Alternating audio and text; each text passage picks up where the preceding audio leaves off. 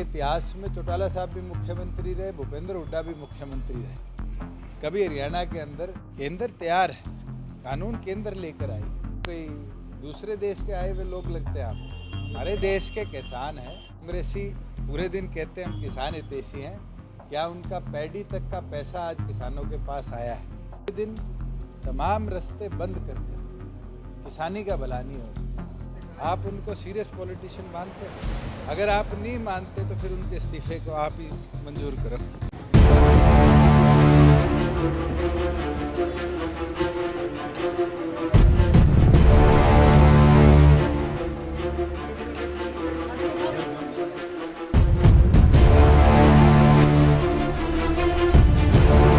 एक चीज बोल सकता हूँ, निरंतर सरकार का केंद्र की का ये प्रयास रहा है कि चर्चा हो और चर्चा के ऊपर नतीजा।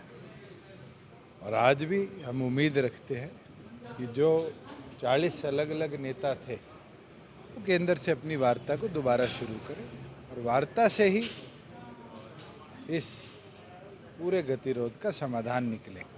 सारे किसानों को भी आग्रह करूंगा कि मेरी फसल मेरा ब्यौरा का पोर्टल खुला है, अपने आप को रजिस्टर भी कराएं और जैसे जैसे आपकी प्रोक्योरमेंट की मंडियों को डेजिग्नेट किया जाएगा।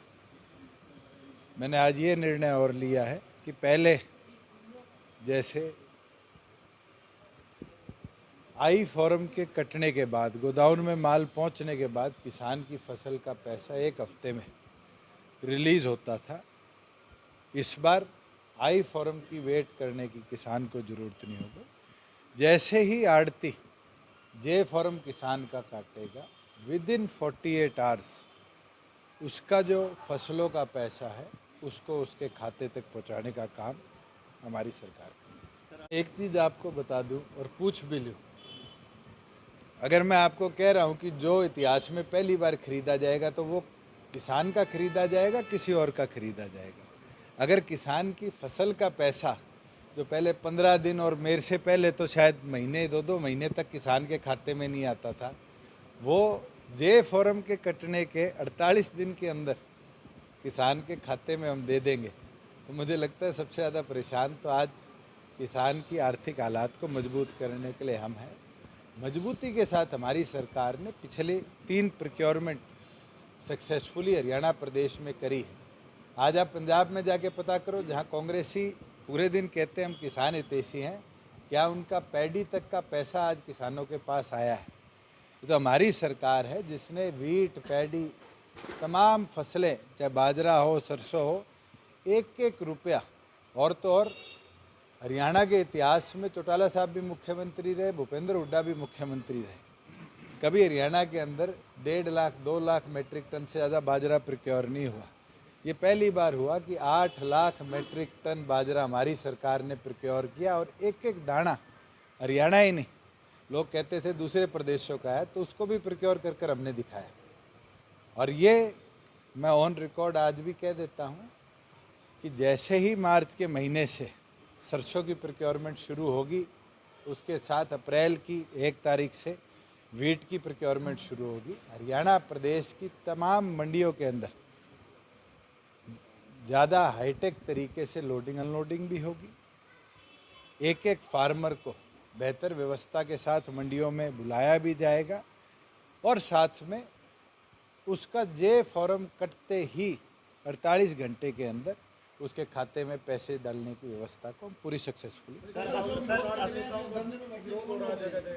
इसका समाधान क्या देखते हैं? जो विरोध चल रहा है किसानों का, देखो, क्या समाधान देखते हैं?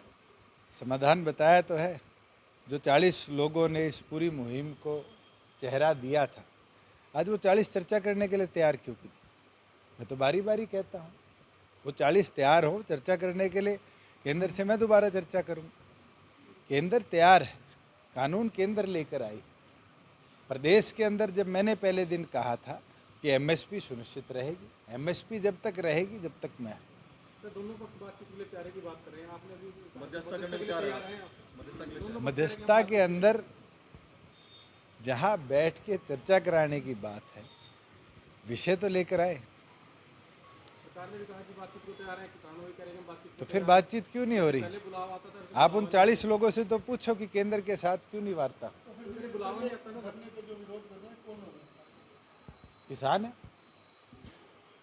और कोई दूसरे देश के आए हुए लोग लगते हैं आपको? हमारे देश के किसान हैं, उनको किसी विषय पर लोग लेकर आए हैं, उस विषय पर केंद्र सरकार चर्चा करने को तैयार है। पहले की तरह उस विषय के ऊपर क्यों नहीं दोनों पक्षों की सहमति आज तक बनी? उस विषय को आप लोगों को दिखाना भी चाहिए। मैं तो यही बोल रहा हूँ कि ये पूरी मुहिम शुरू हुई थी एमएसपी फिक्सेशन से। केंद्र ने लिखित में दिया एमएसपी फिक्स होगी, फिर उस मुहिम को ले जाया गया कि बिजली बिल वापस लिए जाए, अन्य अन्य अन्य 25 मुद्दों पर ये ले जाया गया। अब जब तमाम विषयों के ऊपर लगभग सहमति बनी है, मैं पूरी तौर पर तो नहीं बोलूँगा, कई विषयों पर आधी बनी होगी, कई विषयों पर चर्चा ही नहीं हुई होगी। अब आता है बिल विड्रॉल की बात। आज के दिन तमाम रास्ते बंद कर किसानी का भला नहीं हो सकता। हमारा प्रयास भी रहा है और आगे प्रोक्योरमेंट सीजन में आप देखेंगे कि किसानों की कितनी चिंता हमारी सरकार को है और किसानों के प्रति कितनी गंभीर उनकी अर्थव्यवस्था, आर्थिक हालात को सुधारने के लिए हमारी सरकार ने कदम उठाए। मैं तो उनको शुभकामनाएं देता हूं कि उनने एक मोर्चा बनाया है। देश में अनेकों मोर्चे बने हैं, किस एजेंडा के साथ वो मोर्चा काम करेगा ये तो भविष्य की गर्व में बात है, मगर उनके जीवन के इस नए कदम पर मैं मेरी ओर से और हमारी पार्टी की ओर से उनको शुभकामनाएं देता हूं। किस कारण हुई है इस वाक्य को तो मैं नहीं बता पाऊंगा, क्योंकि मेरे संज्ञान में भी ये मामला भी रास्ते में ही पता चला, मगर जब तक डिटेल ना आए उस पर मैं टिप्पणी ना करूं तो बेहतर है। आप उनको सीरियस पॉलिटिशियन मानते हो? आप उनको सीरियस पॉलिटिशियन मानते हो? अगर आप नहीं मानते तो फिर उनके इस्तीफे को आप ही मंजूर करो।